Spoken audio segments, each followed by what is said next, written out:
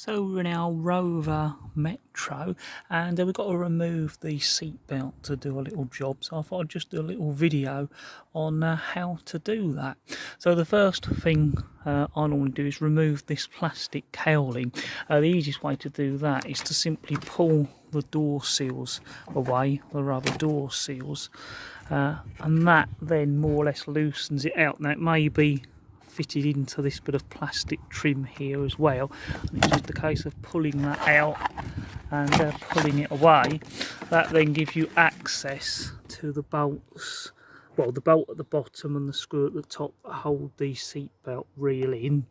Also, to get access to the top bolt, all you need to do is pull this little piece of plastic off, and down on the floor you've got another bolt that's got a little piece of plastic capping, just a little screwdriver to lever that off, and that gives you access to all the bolts to start the removal.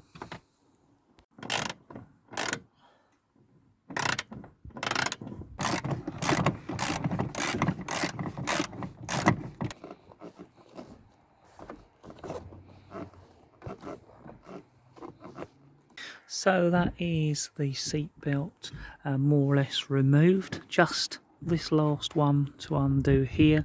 We've removed the main reel by undoing this bolt and removing that screw, and of course we've got the final bolt up there removed. And if you look down in this hole, you'll see this like hose or pipe. Now if you've got a sunroof, this is where one of the drains, there's 4 of them, come down and drain into the sill. So if you ever get a blockage or a problem, it's a way you can access that. And I think if you pull that out, you can see the end and block any dirt out, and then push it back down and inside the hole. At the moment the seatbelt's still threaded through this plastic, so I've also got to remove from there, and I'll show you us doing that as well. A nice little like Austin Rover badge still imprinted into that moulding.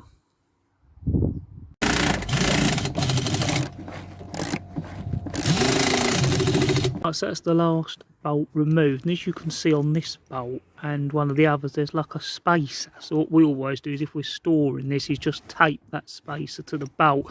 One, it stops you from losing it. It also reminds you of which bolts had spacers and which ones don't.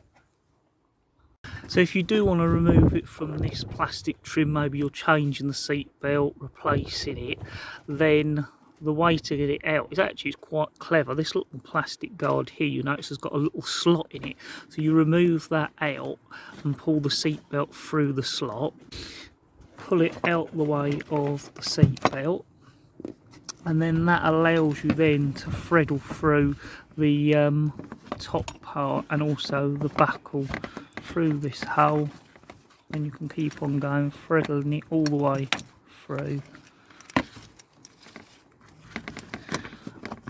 And that gets you about separate from this plastic trim, which then allows you to put your new belt in, or maybe you just want to put this plastic trim back while you're storing the seat belt or you're doing some work on the car.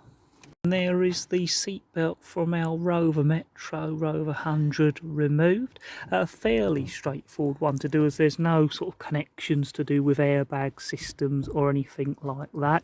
It's just a standard seat belt. Hopefully that's helped you if you're looking at removing the seat belt to replace it or to do a job on your Metro.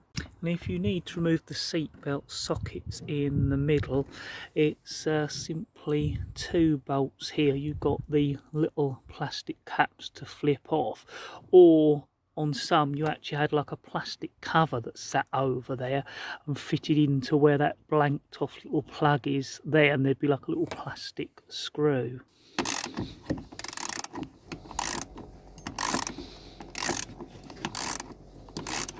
So now for moving the back seat belts.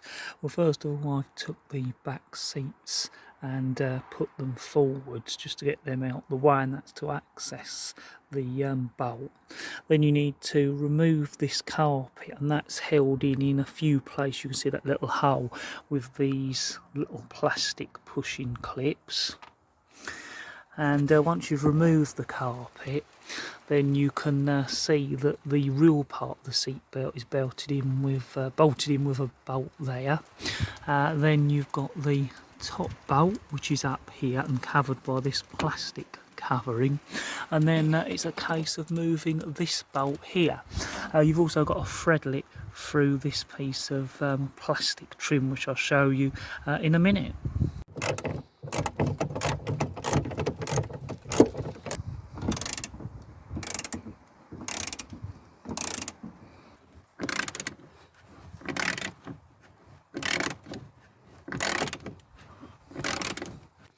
Right, so that's the bolt removed down on the wheel arch. Of course, you've got the bolt removed up here on the pillar, and down in here the bolt's removed. Now in here, as you can see, if I move this bit of wiring out the way, is a little teeny metal latch. So once you've undone that, all you need to do is hook that latch out up, and then the seat belt will come out through the hole like that.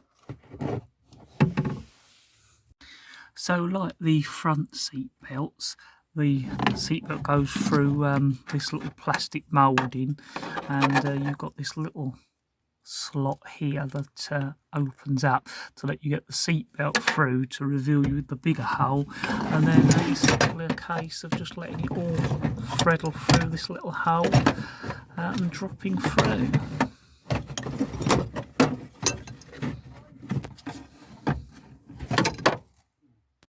Right, so that's the back seat belt removed, and as like the front seat belts, you've got to do the other side.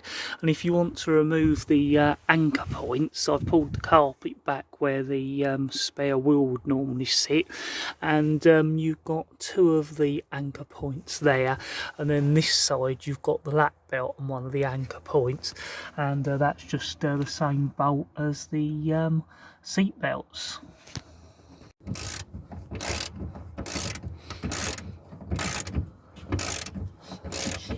So that's the anchor point and the lap belt now removed. All I've got to do is remove the other two anchor points, which I'll get on and do in just a minute myself, but hopefully that's give you some insight and idea on how to remove the front seat belts and anchor points, and also the back seats and anchor points on a Rover Metro Rover 100. As always, for torque settings, don't forget to refer to the manual when you're putting the seat belts back, and really it'll just be in reverse of what we've just done. As always, they're not really how-to videos, they're just little videos to give you a little visual look in how to perhaps take on a job or how it's done, to help you visualise it alongside the manual, and of course other videos that you might find online. Don't forget to have a look at some of the other videos we do.